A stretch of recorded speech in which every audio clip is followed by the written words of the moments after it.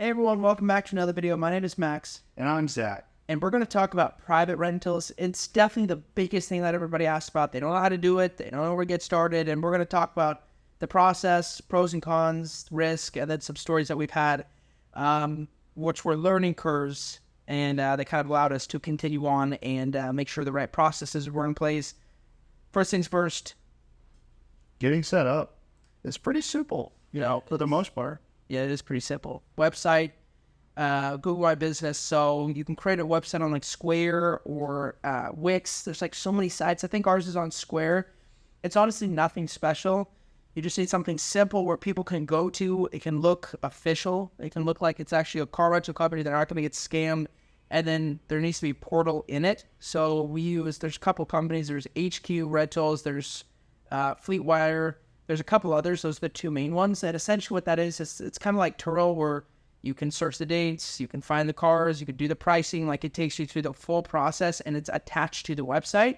So they don't have to go anywhere. You don't have to send them anything. Like, it's all in one place. It's really easy. Because before we did that, we had to get all the information, and we had to check the Turo, and then we had to make sure that all the information was right. Then we had to send them a contract or have them sign it person. And we had to take photos, and I'm just on our phone, and we had to.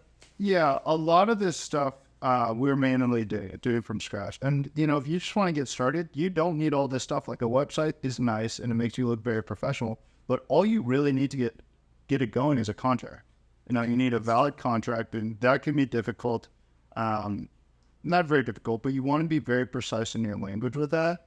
We learned the hard way on a couple things. Like, for example, being a rental vehicle is not, if a vehicle gets stolen and is under a rental contract, you can't just report that vehicle stolen, depending on your state. It's a civil case. It's a civil matter. Exactly. Contract. So you have to have specific wording in there to talk about, if the vehicle is not returned in a specific time, then you are able to report it stolen. And depending on your state, it's going to have different terminology for that. I know Arizona there's 2 statutes you have to put in there to verify or to say that It legally allowed to do that. Exactly, so you can make a stolen vehicle report. And sometimes when you get contracts, we got our contract from our rental insurance company, and it didn't have that. It didn't have that. It didn't have anything about no out of country. It didn't have anything about deposits. So we had to go in and add that. And sometimes you can know immediately, whether you know from your process or you have to learn it, which a couple of these statutes or pieces in the contract we had to learn, which we're obviously learning the hard way. But yeah, if you manually do it, I guess that is all you need. You need to take photos and then a contract. Yep. And then you need to verify their information. You can't just, give them a card. Jumping into insurance, this is the biggest question that people have. A lot of the fleet insurance companies will allow you to do private rentals. You have to ask them and make sure. The reason they allow Turo is because when it's rented by a guest, Turo covers it. When it's rented on private, their insurance covers it. So you need to verify that they have their own insurance that covers rental cars. Because if they get in an accident and they don't have insurance, well, first off, you're paying for it. Even if you have a statute in there that says they're going to pay for it, they can claim, when they have no money, they can go claim bankruptcy, or they could fight it or not pay it. I mean, who knows what you could run into if you don't have insurance.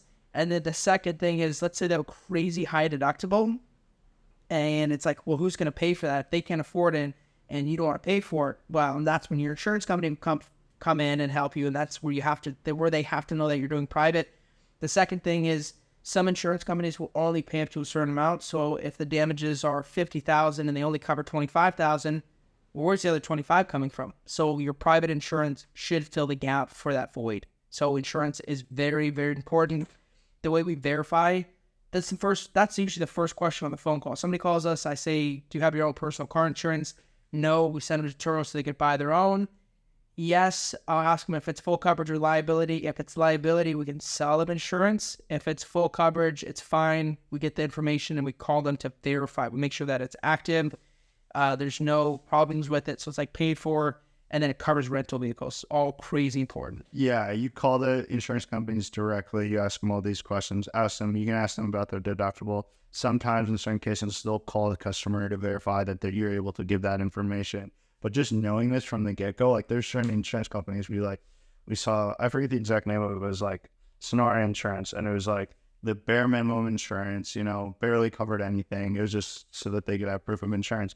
Like, we don't accept any of that because we know that's going to be like a 2-year battle if anything does happen. Same with, we had a customer just recently that they paid for like 3 days of rental insurance, like just went on our website, paid like $30, and they were covered under their rental for 3 days. But if, they take the vehicle, something happens, just be aware of that stuff. And you really have to do your due diligence to verify that their insurance is a big enough company and is going to cover everything you need it to cover. Yeah, but a big thing is like your gut feeling. Like for that guest, we just weren't sure. It felt like a weird situation. Yep. So we sent them to Turo, and Turo has their own vetting system and stuff where they like do a background check essentially on people, and they didn't approve him. So I'm kind of glad that we said no. Yeah. Because if he would have rented from us, I mean, who knows? Like, you really never know. And a lot of private rentals, you have your system in place, but then the rest is like a gut feeling. Like, do I feel comfortable renting to this person? Are they going to truly treat my car well? Sometimes we'll get people that'll call in and say, hey, I want to rent a car, ask them if they have insurance. They say no, and I say, sorry, we can't rent to you, or I'll tell them we'll send a link. And then sometimes they say, oh, well, my brother's going to be renting it. I say, who's going to be driving it? They say, oh, well, he is. So sometimes people try to make up situations, and it's just a really weird line you kind of don't want to play with. So always, if you feel like it's a bad situation or you're just not sure about it, I'm always safe for the story and sending them to Turo. And if they're not approved on Turo, there's a reason for it. And I'd rather them get denied on Turo than just give them a car and trying to make a couple $100 and then lose the car and then not get paid out for it. Yeah. Back to insurance though. Sometimes people will send us the insurance cards and they'll say active through, this state. So it's active, but then you call them and say, the insurance company say, yeah, this hasn't been a policy for like months. Yeah. People cancel their policy but still have the cards. I'll try to use that for us, and you just have to. That's why you got to call them. Exactly. Yeah. That's where you got to call them. It's pretty tough. Also with insurance, you can sell insurance. There's certain companies that if somebody just has liability, you can sell them full coverage. And I'm fine with people that have liability. I don't think it's very sketchy or weird. I mean, it's pretty common for people to have liability. So we sell them full coverage insurance, and usually there's a little gap. So we'll buy it for $18 per day, and we'll sell it for $25. So it's a way to rent to more people, but also make a little bit of money as well. More of being able to rent to more people. But also with that, there's certain companies that do that. So you gotta kind of look into that. But it's always worth it to do that. Yeah, for example, if you go with GMI for your commercial insurance, they have a third-party company that they use that gives you the ability to sell insurance. You have to get certified for that before you're able to do it, which wasn't that difficult of a process. Yeah, no, it's pretty easy. You just have to make sure. You obviously have to make sure that it's a good company, because they're the ones that are going to back. Like if something happens, you're putting a claim through them, so you have to make sure that they're going to pay out, that they're big enough to have the money. And also, when we rent our cars out, every single time we have to make sure that they have full coverage insurance, whether we sell it to them from liability or they already have it. Like, they have to have full coverage insurance. Yeah, so the car leads are a lot. Yeah, that's huge.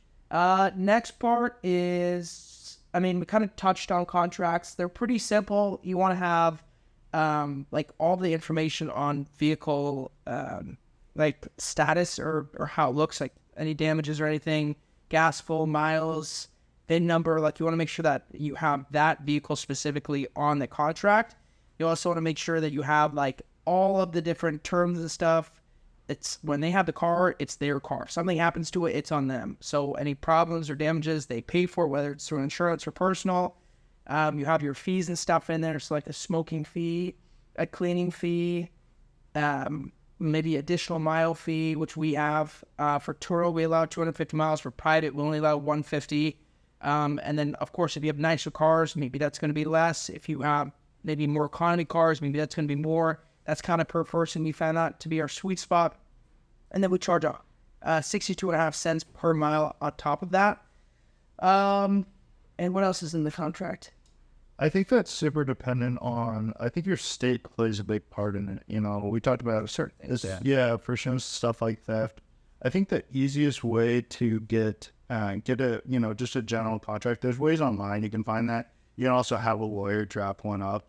But also we didn't actually do this, but I'd recommend going to like a local car rental agency, looking at the contract they have, and then using some of the terminology from that contract to draft your own that specifically fits the needs that you have. Mm-hmm. And those bigger companies, if you're able to get hands on one of their contracts, it's going to have a lot more information than, even if you just have a lawyer drafted up. Like the lawyer drafted up by contract, we've added, 3 or 4 clauses just to make sure we're super. We triple dipped. We had the insurance contract, then we had our lawyer take a look at it and add some stuff, and then we added our own stuff. So we have a pretty good move. That's a good point of going to the bigger car rental companies, looking at theirs, because if somebody has the process down, it's them. Yeah. They have probably gone through every single situation you could ever imagine, and that's why they're so strict. Like, you can't rent with a credit card with them. You can't, like, there's so many. If you're from out of town, like, you have to show your flight. If you're from in town, you have to show a bill, like electricity bill or something. They're crazy strict, but I'm sure they've learned their lesson the hard way. Next thing is processing. So what kind of payments you take. The big car rental companies only take credit cards, but of course that slims their market by a ton. There are a lot of people that have debit cards. So we allow debit and credit cards, but only major debit or credit cards. Like, we don't allow Chime or like refillable cards or gift cards, because at the end of the day, the thought behind the card is you want to be able to charge them again. If there's an issue or if they did something wrong, you have to be able to charge them if their deposit doesn't cover the whole thing. And for deposit, I guess just put it out there real quick, we charge $250 for deposit, like standard, $90 or more. Yeah, we've talked about adjusting that deposit, whether it be, Nicer Cars is one of them. Yeah. If they're using certain cards, like we talked about doing debit versus credit, and additional charges for that, and that's kind of one that you can play with depending on, kind of the market that you're in. Yeah, average about $200 to $250 though, depending on the car. Next thing, Google My Business.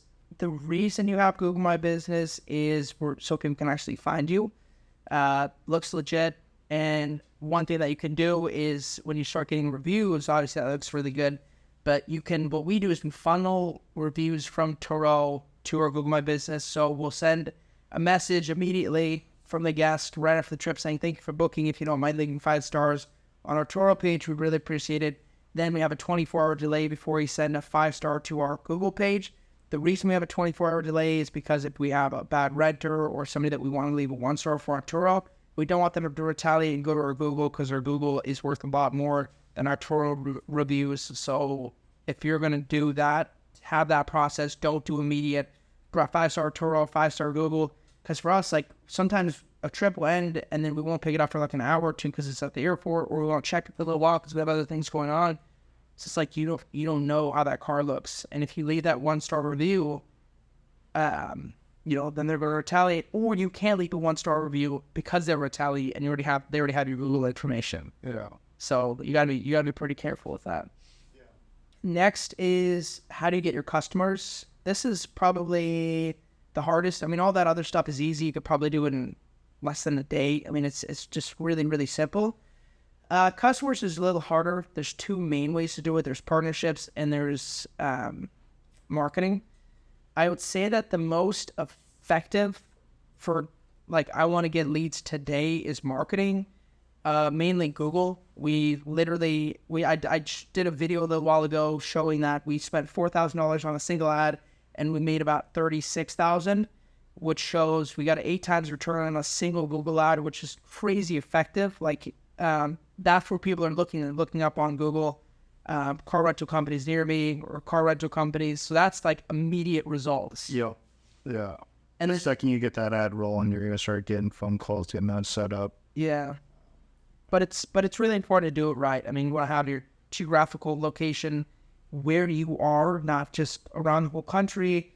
You want to have it for car rental companies specifically. You want to have your verbiage in there right. Of course, for us, we don't send it to our website. We send it to calls because we have a lot higher conversion rate for calls than we do on website. So there's definitely a lot to it. I mean, it's something that you get started on, you spend a little bit of money, and then you adapt and keep working on. We probably have created not too many, probably 5 or 6 ads. Yeah, and a lot of this stuff you can find online. Like, we're not going to tell you we're marketing masters and give you all the tips and tricks. But there's so many videos online that'll help you with Google Ads that'll really help you understand what you need. And it's all base to base, like we're car rental companies. That's going to be a lot different ad style than if you were selling, selling this, like a specific item online. Like, there's so many ways to go about Google Ads. And you'll see it when going through all the settings through Google. There's so many ways to go about it. But just look up some videos. I'd recommend that'll help, give a better understanding of how to set up your ads. But once you get it set up, you're done. You can always tweak it and adjust it, but it's not too difficult. I'll take you 20, 30 minutes to really get it all set up. Watching videos and getting an understanding, it might take you a little longer. That's the best way to do it. Watch videos. Yeah, watch YouTube videos. Because, when you watch videos, they know the tricks, they know the tips, and do it by yourself, you just don't know. And you can, learn by yourself, but of course, the time to learn is going to be a lot longer than as if you were to have somebody teach you and walk you through it. So, yeah, definitely, that's how we've had most success is watching videos. Yeah. Second way to get customers, which is more of a longer-term play, is partnerships. So, it's going to hotels, it's going to mechanic shops, going to dealerships, going to places that people are going into that potentially need rentals. Like, if somebody's flying in, they're going to stay at a hotel, they're going to need a rental car. Dealership, if somebody needs a car service, okay, they need a rental car. They're not going to go without a car. If somebody's getting a car fixed at a mechanic shop, they need a car. So calling local places, we call all the businesses around us and establish partnerships with these companies. That way, whenever they have somebody that needs a rental car, they refer them to us. So we kind of have that set up. And of course, that's a longer term play because to set that up, that takes time. And it's not like we're getting leads every single day all the time. It's definitely a longer term play, but it definitely paid out. An example is we have a hotel that we set up a partnership with probably 2 months ago. Yeah. And it's not like a ton, but they've sent us 3 or 4 people that rented cars. And I know that doesn't sound like a lot, but when you think about, okay, well, what's the cost to us? 0. We're not spending any money. Well, yeah, the partnership sounds so complex and difficult. It's really just calling the manager and be like, hey, if you have any customers, please send them this way. You drop off some business cards or brochures. They have all the information laid out. Yeah. And then you give it to the front desk. And the front desk will hand them out whenever needed. Yeah. Super simple. Takes, 30 minutes per... Well, 30 minutes is dropping off. The actual sale, or not sale, but the actual agreement of doing it. That one hotel took 30 seconds. Yeah. Manager was like, yeah, that sounds like a great idea. We'd love to do it. Drop some flyers by. Yeah, no, I'd say for the most part, it's very positive because then they're able to offer more services at no cost. It makes them look better as well as, it's a win-win for everyone. So there's a couple ways to sell it, though. The initial is, would you be willing to do this kind of, you get to offer another service. If they're kind of on the fence, the next phase is, all right, we'll do free delivery to all the people that book from you guys, to your hotel or to your mechanic shop, which is okay, that sounds pretty good. Enterprise doesn't do that, First doesn't do that, whoever, that sounds really nice. And then if they're still on the fence, if they're still not sure, phase 3, which is pretty aggressive, is we'll give you a percentage cut of all the people that we get, which that's probably not the first thing that you want to do. I know it may be exciting to get partnerships, but you wouldn't start there. You'd start with the 2 phases, or the first phase and the second phase, and then if they're just we're just not sure about this, okay, well, we know you're a big hotel, you have a lot of business, we'll offer you 5% or 10% of all the rentals you bring to us. So, but then there's phases in it. Once you start the partnerships, you start with flyers, so the front desk or whoever's handing out flyers or referring the names. Phase 2, I think, if you can get into this, is, all right, can we put something on your website, or can we put banners up in your hotel or in your mechanic shop, getting physical things or online things, and then it's continually working from there. Because when you set up a partnership, the idea isn't set it and forget it, because if they forget about you and somebody else calls them and offers the same thing or something better, then you're out. Then you just lost that partnership. But if you continually work with them, and while you work with them, there's higher conversion because now people are seeing them in the store, and now people are seeing the things online. You're going to have higher conversion and a stronger relationship. That way, they're not just going to cancel out on you and work with somebody else. I think if you're going to get into that, you have to develop the relationship. Nope. Yeah. Yeah. Now that's pretty much everything for private. It's really not that complicated. It's really easy. Contracts, website, Google My Business, partnerships / marketing, software, that's an insurance. That's it. But like to set everything up, it's not very long. To learn it all, it's not very long. Of course, with the industry and the private, you're continually learning things no matter what and developing. I will say last thing though, before we continue the conversation, process. You have to have your process down. Yeah, standard operating procedure. You really got to figure out how everything goes. The time that it takes to get it done. If something happens, what do you do in certain situations like stolen vehicles? And we can go into a whole video about that. Damage with stealing with insurance. But yeah, the biggest reason being nobody has your back. Turo doesn't have your back.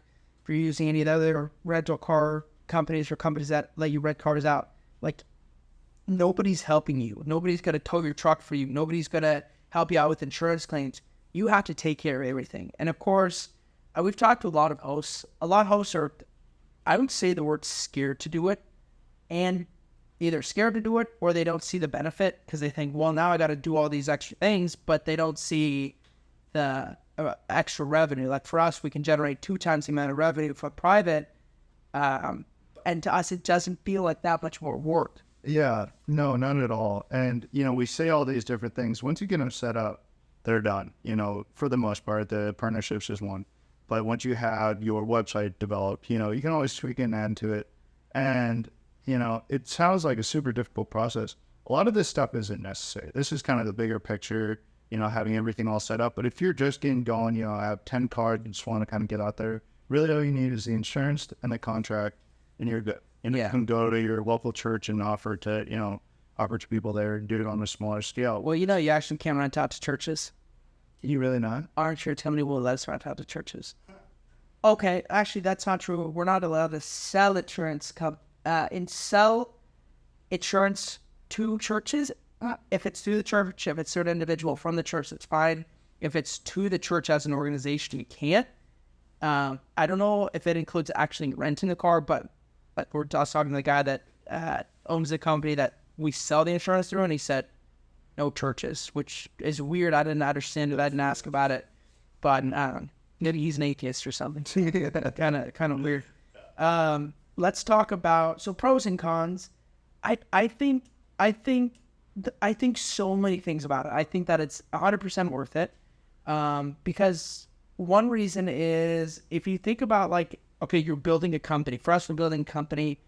Just one thing is the value. So if you think about an evaluation of a company, if we're ever to sell it, if it's fully built on Turo, in my eyes, it's not really worth much because it's built on the backbone of something else that has the potential of failure. You're essentially hoping that they'll succeed and you'll succeed. You're at the mercy of them. You don't have control over every aspect. You have control over maybe 5%, 10%, the pricing and the interaction. That's it. Yeah. But they own the data. They own the customer data. They own the process. They own it all. They have the worth, and we don't.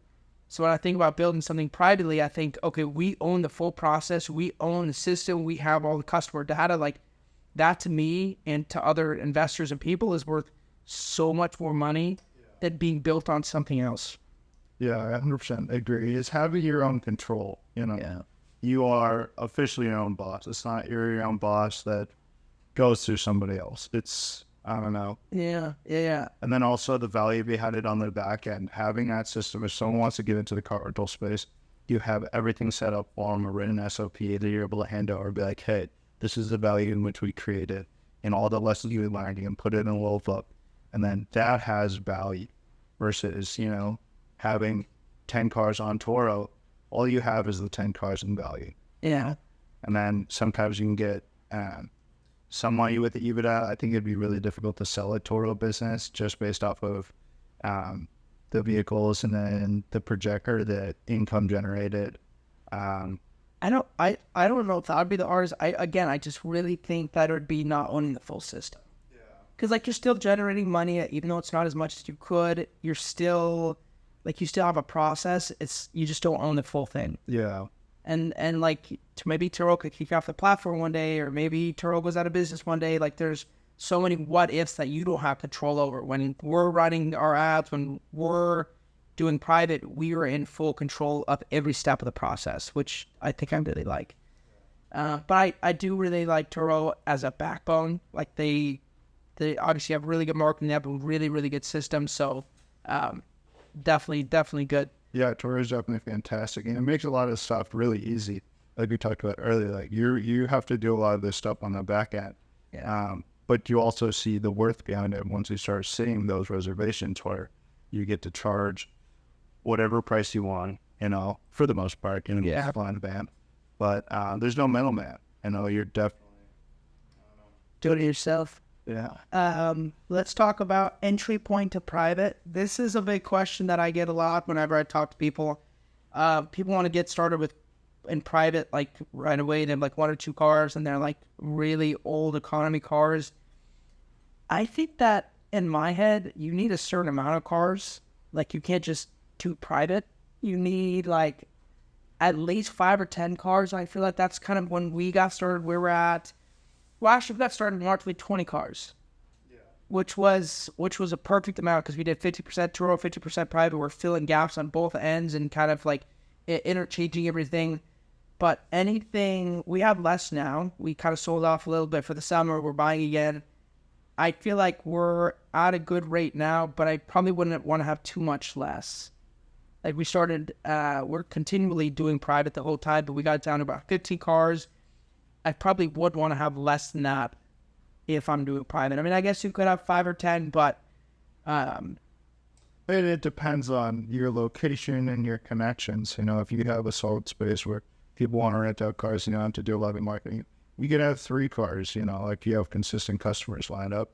But to get into the bigger scale, you have all this cost associated. Like you have to pay for marketing, you have to pay for HQ rentals to have all the software there.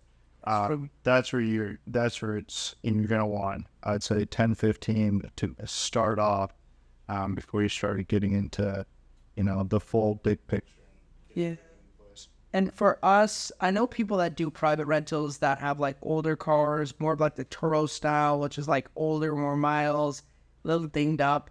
But for us, I feel like it's a little different. We're kind of following more of a traditional car rental company, which is like newer, nicer cars, lower miles, warranties, shorter hold times. Like people hold Turo cars for God knows how long. I don't even know. People hold them forever. It's literally till they drop dead. And I feel like that's not what we're doing. I mean, it's not wrong to do it like that. It's just different, I guess. But for us, I want newer, nicer, lower mile cars just for reliability purpose, and the look of the company and the cars look more official. Yeah, I think the look is a big portion of it. You want to be as professional as possible, and that's it. You're creating a company. You don't want this company to be driving a 2013, Hyundai Elantra. Yeah, and we started with that, and we didn't really have any problems. Well, we we rented out a couple times, like our 16 Fiestas. Yeah, we were 100% to where again calls like, I need a car now. We'll tell them, we have an older vehicle available. We did. That's exactly what we did. Like, if you want it, you can take it, but that's all we have. And they took it every single time. Yeah. But let's talk about some of the stories. A lot of the stuff that we have done, or a lot of stories that we have are like lessons, I guess. And they sucked, of course, the moment, but I'm actually really appreciate of them because of the things that we learn and the things that we're able to add to our process. They're so valuable to me now. Like they're worth so much more money than maybe the money we lost in that moment. First one, I'm sure it's the top on your list too. The Jeep Cherokee that the lady stole. Yeah, it was literally the first. It was within a week of buying the car. It was a 2021 Jeep Cherokee Latitude, I think. Mm-hmm. And we loved this car. It was one of our newest cars at the time. We loved it.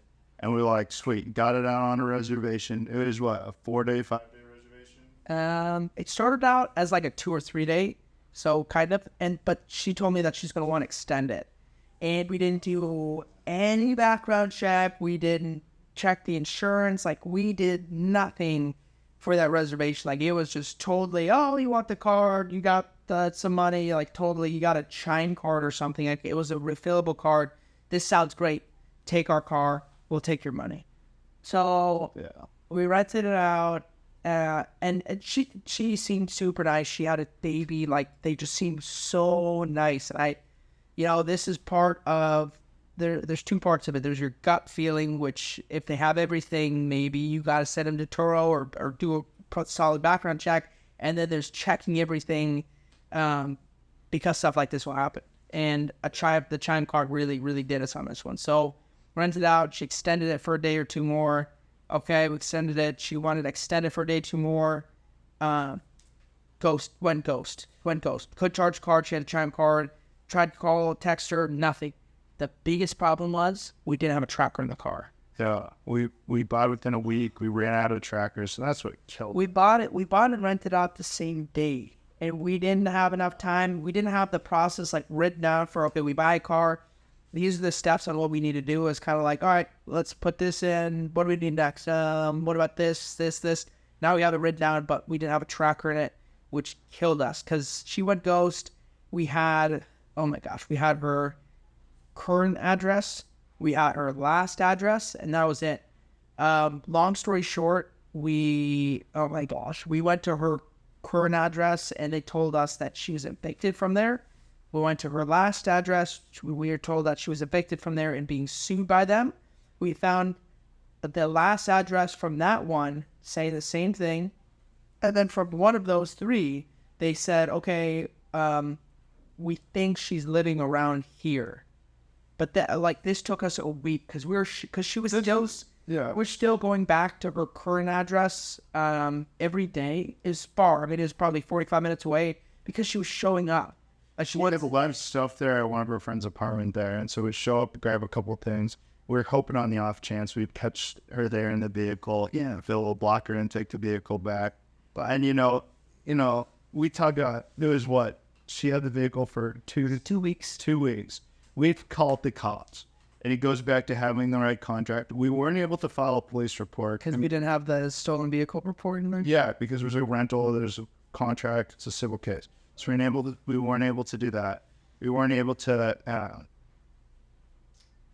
charge more because she didn't have a car. Yeah, we weren't able to do we weren't able to find it because she didn't have a bounce in the car or a live tracker in it. Yeah, so we were trying to figure this out on our own. We got at one point we had detectives. Yeah, we were detectives. We went into detective mode. I remember we talked to a repo company called two tow companies. One, they both were looking for it, and another problem, there's a template on it. Yeah, and with a template. But template what? Yeah, with the template, it was hard to give out. Well, it was in the back window, so you couldn't even really see it. Yeah, it was hidden pretty well. Yeah. So okay. So we got it at a true current address of where she was. He shows up there. He calls me. I'm just like on my toes this whole time. He's like, "Yeah, it's not here." I'm like, "Oh my gosh!" At that point, I was like, "It's gone." I mean, it's gone, and we're screwed.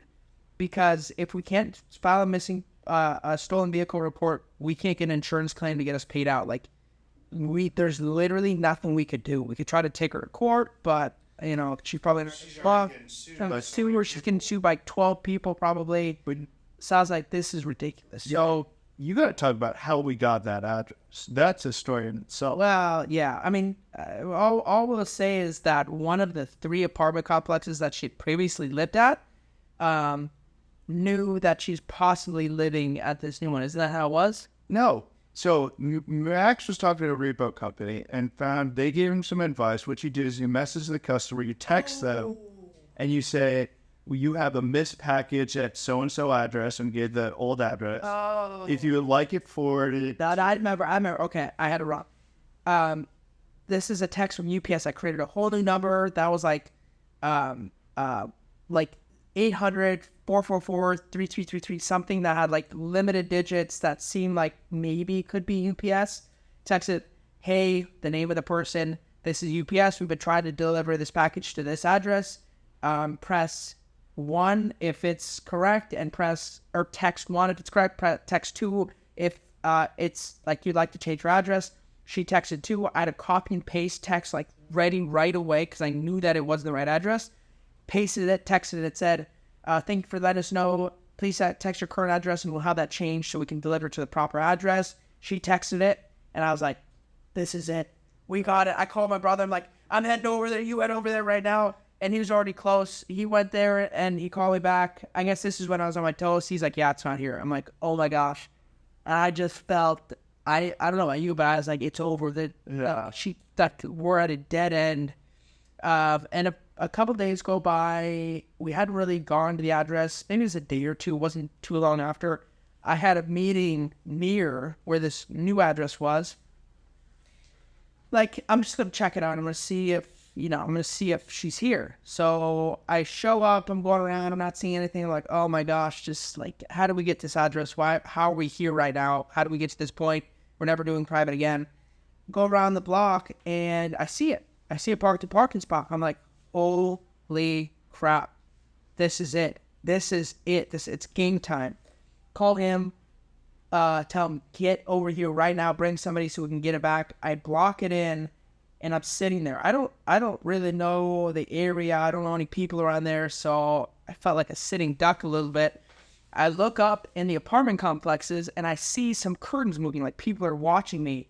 And I was feeling a little eerie. I was like, oh, this doesn't feel good. This doesn't feel right. It's kind of sketchy. And then this guy starts walking down, and I look over at my Jeep, and the lights are going, like maybe someone's locking it or unlocking it or something. Look over at this guy. He's walking directly to me. He's like looking at me like he wants to talk to me or something. So I roll my window down. He's like, hey, man, can you move? You're parked in front of my Jeep. And I said, your Jeep? This is my Jeep. What are you talking about? And then he's like, what? What are you talking about? And I kind of told him, yeah, I think your partner is renting our Jeep, or your friend or something, and we need it back. I'm here to get it. And then he's like, okay. Kind of like he understood, like, okay, I know what's going on now. It's like, can I get some stuff out? I said, of course. Go get your stuff out, and then just give me the keys back when you're done. Gets his stuff out, walks away, and then I'm sitting there still waiting for him and someone else to show up. And I see the renter walks down the stairs, and I'm watching him. And I didn't want to get out and leave my car and like, I just didn't want to leave where I was. I was clocking in the car. I just want to make sure that, I had it. Renter walks down and walks away. I'm like, oh, they're gone.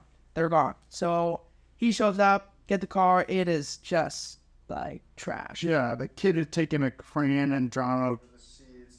It smelled like smoke. It was just trash everywhere, crumbs everywhere, like fluids. I don't know. It was disgusting.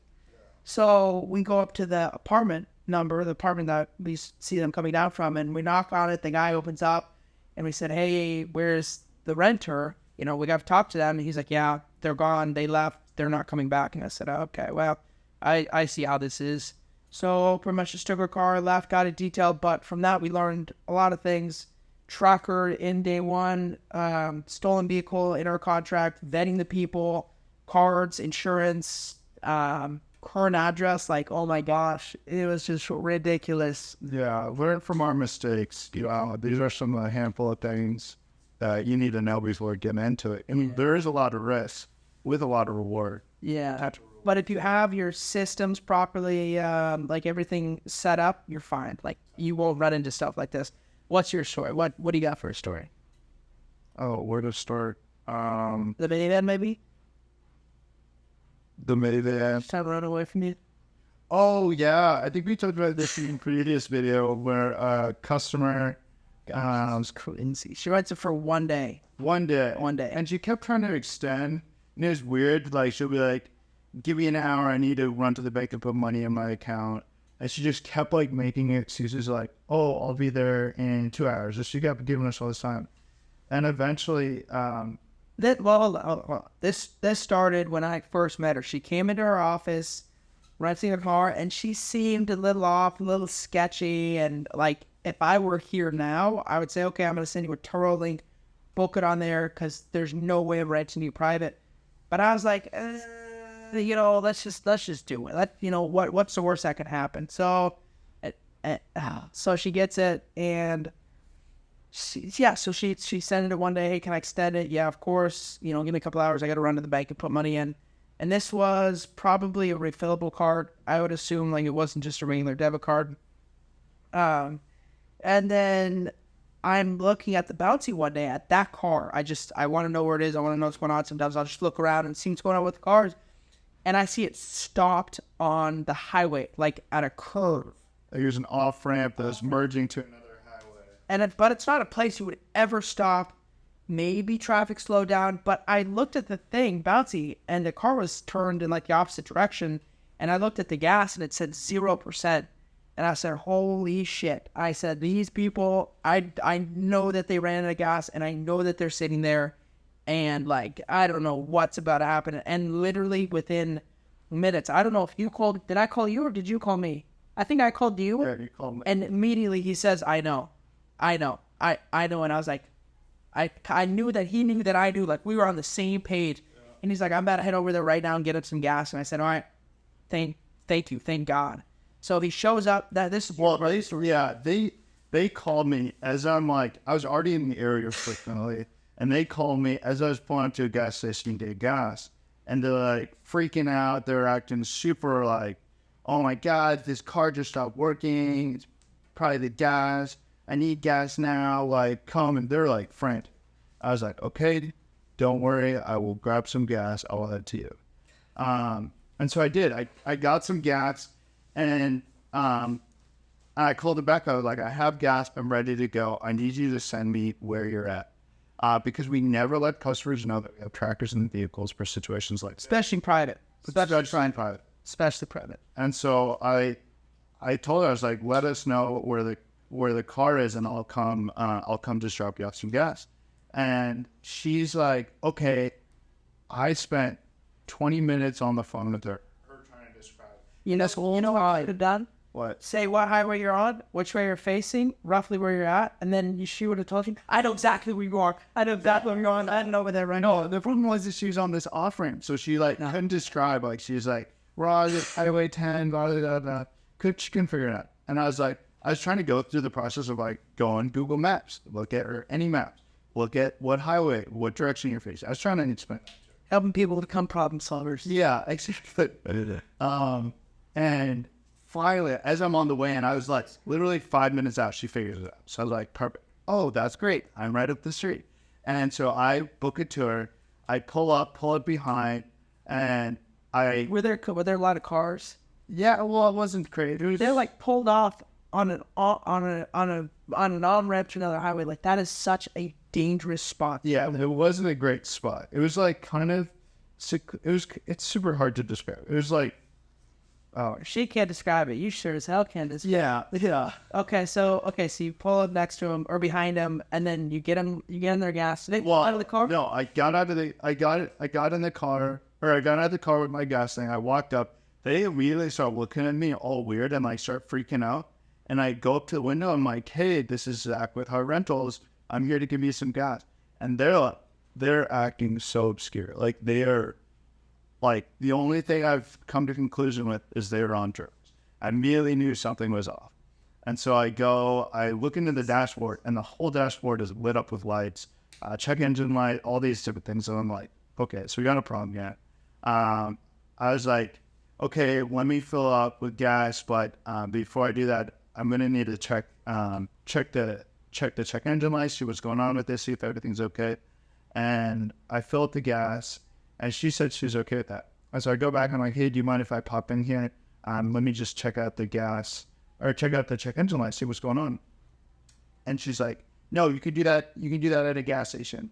But she also said, let me follow you. Well, wait, that comes with. Oh. She's like, okay, we'll do it at a gas station. And I was like, okay, I'll just follow you to the closest gas station. The second I said that, she hits the gas, almost hits me, just takes off into traffic. And I'm like, oh crap, it's chase time. And so I run back to the car I drove, started booking it after her. I was probably 5-6 cars behind her. I was just keeping an eye on her. Was she booking it? She was booking it. And this is a Mini. This is a Chrysler Voyager. and she's driving this thing as fast as it can go. Luckily, there was traffic, so she couldn't go that fast. And I ended up just staying with her. She went like 2 or 3 miles up the highway and finally got off. I was slowly caught up and was kind of behind. Oh, all right. They got to know this. She's with her boyfriend nurse. Yeah, she's with her. It's her husband. And they're both just like on the same level of crazy. Just, freaking out. And so I get out and I follow them off the highway. And we're coming up to the first red light. And all of a sudden,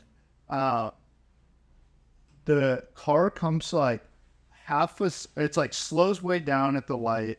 It was a red left turn lane, and they're in the left turn lane. And all of a sudden, I see one of the passenger door open up. And while the vehicle's still driving, this guy books it out of the car, starts running through traffic. Like there's cars honking. Like he almost gets hit like probably 3 times. Like he's running from the cops. Yeah, like I'm an undercover or something, and he's freaking out. And I'm like, what the hell's going on? I really knew something was wrong.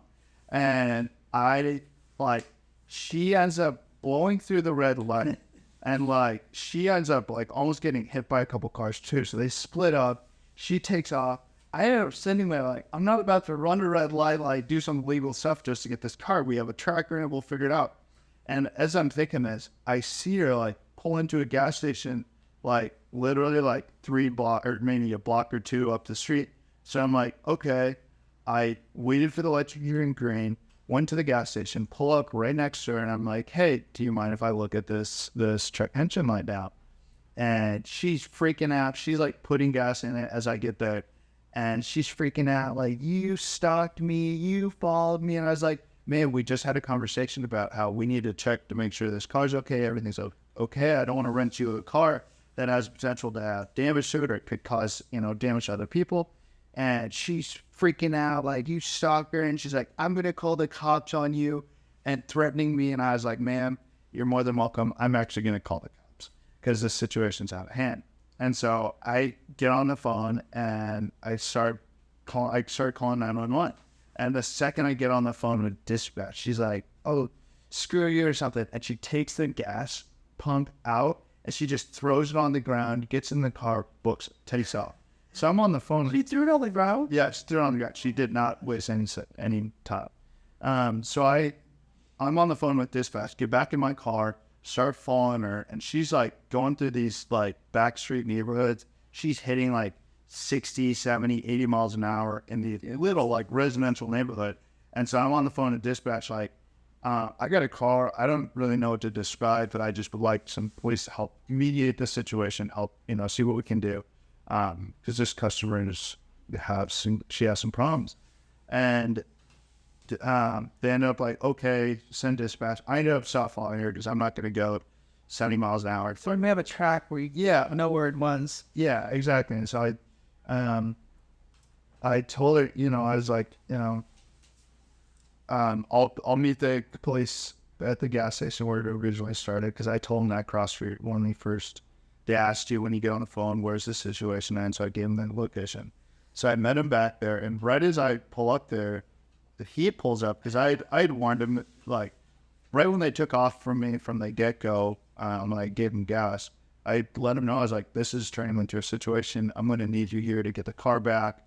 And I'm bringing somebody. Yeah, and you brought Peyton with you. Yeah. And it wasn't too long after that. I mean, talk to the cops. They're like, well, there's nothing we could do. We could do where we stand by, make sure that you get the keys and stuff. But you got to get her first or talk to her or something. So, oh my gosh, I call her. This is where I come back in. Me and him are together now, and I call her and I'm like, hey, we just want the car back. And she's like, okay, I'll give it to you back. I just want my deposit back. And I said, I don't have, we don't have a problem giving you the deposit back. We just need to check it back in our system. So we need the car back. We'll check it back in our system. We'll get you the deposit back as long as there's nothing wrong. And she was insisting, I want the deposit back now, and I don't care if there's anything wrong with it. I want it back now. She was very consistent with wanting that. And I had a conversation with her. It probably wasn't too long, maybe 10 or 12 minutes of me convincing her, how about this? Let's meet up. We'll get you the deposit back. But again, we just need to see, make sure there's nothing broken or wrong with it. If there's something wrong with it, get you the deposit back. And she's like, okay, that's fine. After like, I got 12 minutes of talking to her. She said, I'll text you. I just need to get some stuff out of my car. I'll text you when we can meet. And I said, that's fine. We like the latest we do it is 5 p.m. She's like, okay, that's fine. That's not a problem. So me and him are sitting around waiting. And I texted her, and she's like, yeah, I want to extend it for another day. And I said, no. I said, we can't have it extended for another day. We need the car back today. And she's like, well, I'm just going to keep it for another day. And I'm like, oh my gosh, like this lady just will not give up. So at this point, we're like, well, we're just going to go get the car back ourselves. Like, go get it. So we showed up. She's at a motel somewhere. We showed up, we got to the car, blocked it in, and opened up the doors. It was just unlocked. There weren't any keys anywhere, but we unlocked it. It was just like smoke heaven. Like people had smoked, or not, they had smoked everywhere. And they had it for like a day and a half, and it was like just disgusting. Nothing else in it. Like they had a couple books and stuff, but just smoke. So we sat there, I was calling her, texting her, like, hey, we're here to get the car, da, da, da. Nothing. I wasn't hearing anything. And then cops were at the hotel or motel for a different reason. No, yeah, we're sitting there like trying to get all the customer. As this happened, like 3 cop cars come screeching in. We're like, are you here for us? Like I walked up and was like, hey guys, are you guys here about the vehicle that was not stolen officially, but there's something going on with the customer? And they're like, no, we're here for a fight. But you need help? And I was like, yeah, honestly, some cops would be nice for this situation. So long story short, we were waiting around for a while, like waiting for her to show up, waiting for her to text back. Went into the hotel to ask for her name. She wasn't even staying there, like all this stuff. And then we're talking to the cops the whole time. And then at one point, they're like, yeah, there's nothing we can do for you. Like, if she's not going to show up, we can't help you with anything. So we're like, all right, whatever. Like, we'll have to figure it out later with you guys. We're calling our buddy with a tow truck type thing. He's going to come tow it out. And it's like, this kind of sucks. We have to be here for another couple hours. Like, literally, the cops were walking away, and our renter walks around the corner with her husband, and just her face, she couldn't believe it. She couldn't believe that we had shown up to the car. And I look at the cops, and I look at her, and me and the renter are looking at each other, and the cops were looking at both of us, and they said, "Is this your renter?" And I said that. I was like, you said, guys, wait, that's her. Oh. And they're like, what do you mean her? I was like, that's the lady we've had the problems with. And they all turn her out, and it was like, well, they all started walking towards it. Yeah, and then like freaking out. Well, but then she started yelling at us. These people are trying. She just started like yelling things like, "All right, man, like, no issues. We're just here to make sure they get their keys back." And she was mad. And then I told her, I'm like, it didn't have to be this way. We just need to make sure we get our car back. I mean, out of the vehicle, there were check engine lights up. Balances giving us a notification. Codes. And so there's a little bit of stuff in the back. And I said, if you want, we can help you take the stuff out. Like, whatever you need, we'll help you do before it's over. I mean, we're really, really nice to her. And she's like, yeah, that'd be great. So we helped her move all of her. She had like one box, a ton of books. We helped her move them out, and then got the keys and drove off. And drove fine, just smoke everywhere. It was just like smoked in heavy. So did what we needed to get it done, but that's it. So long story between the story short, if you have your processes and everything, you should be fine on private. Private's definitely worth it. If we would have had our processes, Bouncy would have saved us from the first one, and the card, having the proper card, having the proper card and the proper vetting system for the second one would have saved us from that. So and the intuition of, okay, this person seems less weird, I'm probably not going to rent to them, and if I do, I'm going to do it on Turo. So again, going back to having your processes is like so important, because it will eliminate situations like that. Yeah. Other than that, though, private is like I don't think you had a situation like that since. No, we haven't. We've had really good people. So I hope you learned something from this, even if it was a small takeaway from the lessons that we've learned and the information that we just gave. But we hope to see you in the next video. Please follow the page for more information like this, and we'll see you in the next one. Yeah, thank you guys for supporting. Feel free to reach out if you have any questions. See you in the next one. Bye.